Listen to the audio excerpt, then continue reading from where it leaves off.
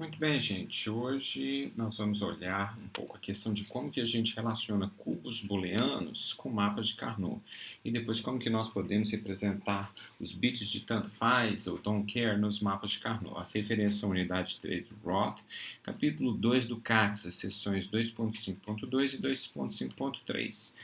Como a gente havia visto anteriormente, o cubo booleano é uma forma de visualizarmos uma tabela verdade de forma que a gente consiga, com velocidade, achar as adjacências. Então, o que seria um mapa de Carnot? O mapa de Carnot é quando a gente pega um cubo booleano e abre ele, um flat map, ou seja, um mapa achatado. A gente tem bordas cíclicas, ou seja, elas se encontram nas colunas, de forma que a coluna mais à esquerda é vizinha da coluna mais à direita. Então ela se enrola. Da mesma forma, a linha ao topo é vizinha da linha abaixo. Aqui é praticamente evidente, onde você tem apenas dois literais, portanto 4 células, então todo mundo é vizinho de todo mundo. Mas à medida que o número de literais aumenta, esse conceito de borda cíclica, né, na qual as bordas se encontram, fica mais fácil da gente poder entender. Ele é difícil de desenhar e visualizar em mais do que 4 dimensões. Tá certo? O cubo booleano. Por isso que é possível, tá? O cubo booleano e o mapa de Carnot. O cubo booleano vocês já viram como que representa em 4 dimensões. Mais de 4 dimensões não é possível representar um cubo booleano. Agora, no caso do mapa de Carnot, é impossível acima de 6 dimensões. Até 6 dimensões é possível. É uma bagunça, mas é muito difícil. Eu acho muito difícil. Mas aqui, dos propósitos do curso, nós vamos ficar apenas com 4 dimensões e, acima disso, existem outras técnicas, como, por exemplo, a Quine-McCluskey. É outra forma da gente conseguir trabalhar isso. Inclusive, é uma forma programática da gente encontrar adjacências. A gente vai ter uma aula só sobre Quine-McCluskey depois. É uma alternativa para essas tabelas verdade, por quê? Porque a gente consegue com muita velocidade identificar e visualizar as adjacências, que é basicamente o guia para a gente aplicar o teorema de unificação. Certo? Então vamos dar uma olhada como é que isso funciona. A numeração de cada uma dessas células ela é baseada no código de Gray. Os alunos apresentam geralmente uma preferência para esse tipo de notação. Qual que é esse tipo de notação? O tipo de notação no qual acima de cada quadradinho, sendo que cada quadradinho corresponde a um daqueles vértices do cubo booleano. Por exemplo, nesse caso aqui, esse quadradinho corresponderia ao vértice 0, 0, 0. Então, os alunos preferem que a gente deixe essa numeração, por exemplo, aqui desses dois literais, logo acima. Por exemplo, aqui é AB, então aqui eu sei que esse é o AB00, que é o AB01, AB11, AB10. Então, dessa forma, o código de Gray, à medida que a gente vai caminhando nessa direção, ele vai aumentando dessa maneira, ou seja, 00, 01, 11 e 10. Isso é por quê? Para que a gente possa apenas modificar um bit por vez. E dessa forma, você vai encontrar necessariamente uma adjacência. Então, essa é a forma que a gente representa. No caso do C, da mesma forma. Percebam que aqui, para o caso do literal A ser 1, eles se colocam a barra. Então, é uma forma mais compacta da gente poder representar essa outra forma na qual a gente coloca essa barra. Então, aqui, por exemplo, esse elemento aqui corresponderia, esse aqui que eu estou no elemento 12, corresponderia a quem? 1 do A, no caso do literal ABCD, não é isso? 1, 1, 0, 1, tá certo? Do A, 1 do B, 0 do C e 0 do D. 1, 1, 0, 0. Deixa eu só desenhar ele aqui para vocês verem. Então, esse elemento aqui, ele tem então o 1 do A, o 1 do B, o 0 do C, porque não está a barra aqui, e o 0 do D. Agora, o 13, né? O 13 vai ser quem? Vai ser imediatamente adjacente. Quem que será o 13? O 13 será o 1, 1, 0, 1. Então, percebam o D aqui, ele passa a ser 1. Então, essa é a forma de se identificar. Para aqueles que preferem esse tipo de notação, né, o tipo de notação que é dado por colocar as coordenadas acima de cada uma das colunas ou ao lado de cada uma das linhas, vocês podem ficar à vontade de colocar dessa forma, certo? Para mim é completamente indiferente. Então essa condição cíclica, conforme eu mencionei anteriormente, ela estabelece que a primeira e a última coluna, elas são adjacentes, tá certo? Nesse caso aqui, então, significa o quê? Que essa coluna é adjacente a essa aqui. E, de fato, se olharmos, o único número que está mudando quando eu olho essa coluna e essa coluna é o literal A, se vocês perceberem. Os demais permanecem os mesmos. Então, percebam que aqui eu tenho 100 e aqui eu tenho 000. Ou eu tenho 101 e aqui eu tenho 001. De forma que apenas o literal A é alterado dessa forma. Se eu examinar por aqui, nessa ótica do cubo booleano, é bem mais fácil da gente entender. Então, por exemplo, eu olho que o elemento 000, esse que aqui está, ele é adjacente ao 100. Muito fácil da gente ver. Da mesma forma, o elemento 100, desculpa, o elemento 100 é esse que aqui está. Agora, se a gente pegar o elemento 001, esse que está lá, e a gente olhar essa outra adjacência, o 101, aqui está ele.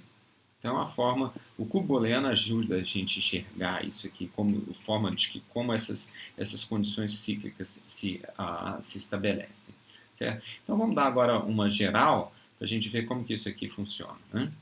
A geral então vamos pegar uma função f, por exemplo, igual a essa aqui que a gente já havia trabalhado anteriormente, né? Então, no cubo booleano, então aqui como que a gente faz? A gente promove o teorema da unificação observando essa adjacência. Então, essa adjacência, o que ela corresponde? Ela corresponde ao caso do literal B barra. Muito fácil a gente ver. Se fosse essa de baixo aqui, que aqui está, deixa eu colocar só para vocês verem, se fosse essa, aqui tivéssemos o literal 1, ele seria o B, tá certo? Agora vamos dar uma olhada, por exemplo, no caso do Cout. O Cout é aquele no qual a gente tinha esses elementos aqui de adjacência e esses outros elementos aqui de adjacências. Então, o que nós vamos ter nesse caso aqui? Nós vamos ter o AB, esse primeiro que eu havia desenhado, o ACin e o BCin. Então, ele é muito fácil a gente enxergar. Agora, no caso da gente ter uma expansão de minterms dessa natureza, como nós representamos ela? Então, de maneira a facilitar vocês enxergarem, vamos pegar esse primeiro minterm. Ele corresponde a quem? A esse elemento que aqui está. Agora vamos pegar um outro minterm de uma outra cor só para poder ficar fácil. O minterm igual a 4. Qual que seria o minterm 4? Seria o 100. Então ele corresponderia a quem? É esse daqui. Por quê? Porque o A vale 1, o B vale 0 e o C vale 0. Agora vamos pegar o caso do 101. Quem será ele? Então é 1 para o A, 0 para o B e C igual a 1. É este elemento que aqui está. Esse é o elemento 5. Agora vamos pegar o 7. O 7 é todo mundo igual a 1, né? Então fica fácil da gente enxergar que o único local aqui nesse diagrama onde ele corresponde seria esse daqui. Eu repito, se vocês quiserem colocar todas as coordenadas, por exemplo, 00, 01, 10, 11 e 10, não tem problema. Para mim é completamente indiferente. Façam que vocês sintam mais conforto e que vocês consigam acertar e entender como que a gente faz isso, né? Aqui de novo. Agora a gente vai encontrar as adjacências. Aqui é o elemento AC, aqui é o elemento B barra C barra, porque o A ele pode ser tanto A ou A barra, e agora a gente tem esse último que é o AB barra. Então dessa forma a gente consegue encontrar uma maneira de simplificar muito rápida e muito objetiva. Percebam que aqui havia já, esse caso foi ilustrado com o objetivo de que vocês percebessem, porque deixa eu colocar aqui de um azul escuro, que essa cobertura que aqui está, ainda que eu represente ela é redundante, ela não precisa. Então eu posso também eliminá-la aqui dessa forma e a gente vai explorar isso em maiores detalhes quando a gente trata de implicantes primos e implicantes primos essenciais, certo?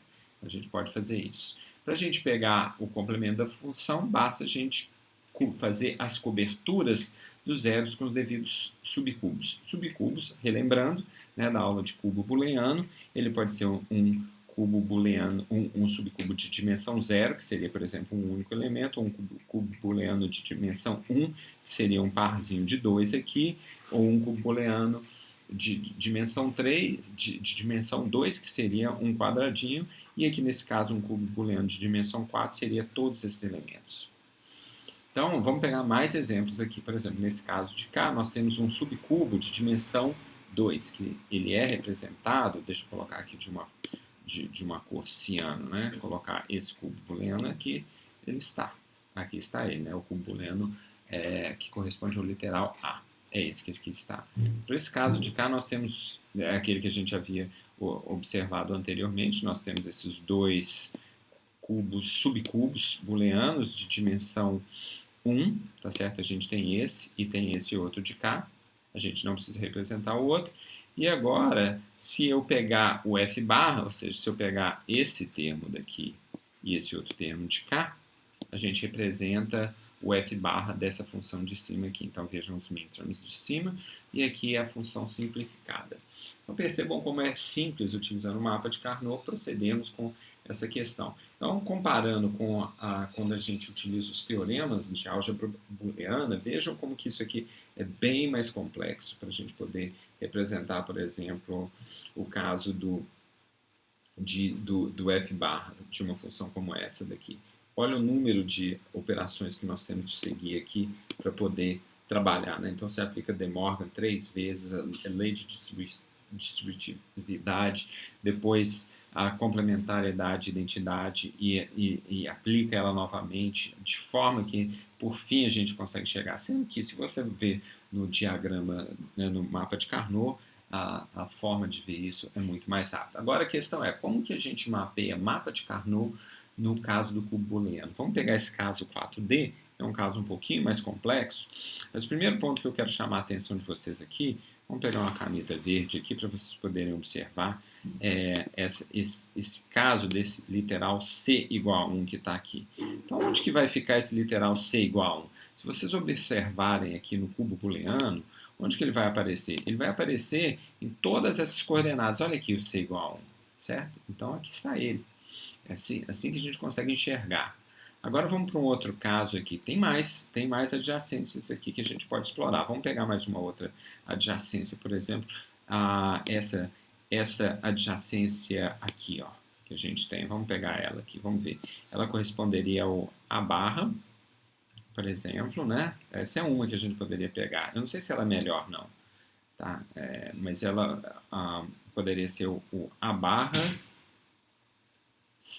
B, A barra B, tá bom? Então aqui eu tenho A barra, que está aqui, eu tenho o D não varia, tá certo? Então eu tenho A barra D, e aqui no caso B. O C pode variar. Então quem que seria esse elemento aqui? Seria o elemento que aqui está. Então, nós temos o A barra, nós temos o elemento B, nós temos o C é eliminado, e aqui nós temos o elemento D. Então, A barra B, D. E aqui ele está. Então, agora vamos terminar ilustrando um caso um pouco mais complexo que se refere a estes elementos que aqui estão em ciano. Esses elementos que estão aqui nessa cor ciano, onde que eles vão se encontrar? As adjacências deles são um pouco mais difíceis da gente perceber. Por quê? Porque elas estão aqui nessa parte desse cubo booleano. Ou seja, a gente salta esses elementos nos quais B é igual a 1, tá certo? Então, a gente tem que reter o B igual a 0, tá certo? Esse B igual a 0, ou seja, a gente tem que pular para o outro B igual a 0, tá certo? Esse caso aqui dessa esquina e esse outro de cá. Esse outro de cá, ou seja, esse elemento ele pula. Então, por isso que identificar esse subcubo aqui em 4 dimensões é um pouquinho mais complexo, é mais fácil a gente trabalhar, no caso, com o mapa de Carnot. Agora, como que a gente termina essa aula olhando para os bits de Don't Care? Primeiro ponto que eu quero né, trazer para vocês começarem a ficar craques nisso, é começar a identificar quem que é esse bit de don't care aqui, o elemento 6. 6 vai ser o 1, A igual a 1. Bom, no caso, como é A, B, C, D, né, A, B, C, D, então no caso é A igual a 0, B igual a 1, A igual a 0, B igual a 1, então a gente está falando dessa coluna aqui, D, 1, 1, 0, certo? 1, 1, 0. C, B igual a 1, C igual a 1 e D igual a 0. Então a gente está tratando desse termo que está aqui. E quem que seria, por exemplo, desculpa, gente, eu peguei errado. Esse aqui não é. Esse termo aqui que eu peguei não é. Esse termo é bom eu errar ao vivo para vocês verem que eu erro também. Esse termo aqui seria o termo 7. Eu tenho que pegar o termo do lado dele, tá certo? Então, quem que é o termo do lado dele? O termo do lado dele vai ser o 6. Então, A, B, C, D igual a 1. Então, ele é esse termo de cá. Esse é o termo igual a 6, né? Acabei colocando uma cor aqui que pode até confundir vocês um pouco, mas deixa eu só repassar por cima em magenta, tá? Coloco em magenta, esse é esse termo de cá, que aqui está. Agora vamos pegar um caso um pouco mais complicado, que seria o 12. 12 vai ser quem?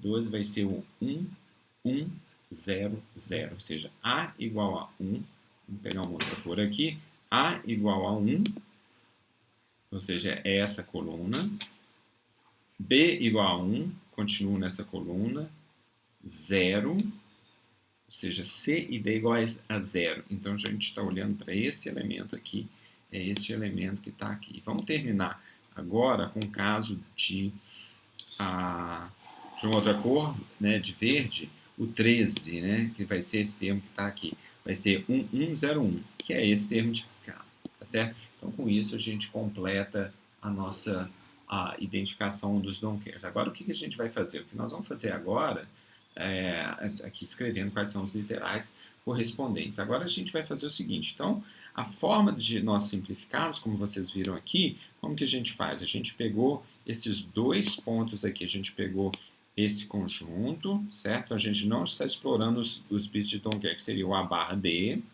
e pegamos essa outra adjacência aqui, que corresponde ao B barra, C barra, D, tá certo? Então aqui está ele, tá certo?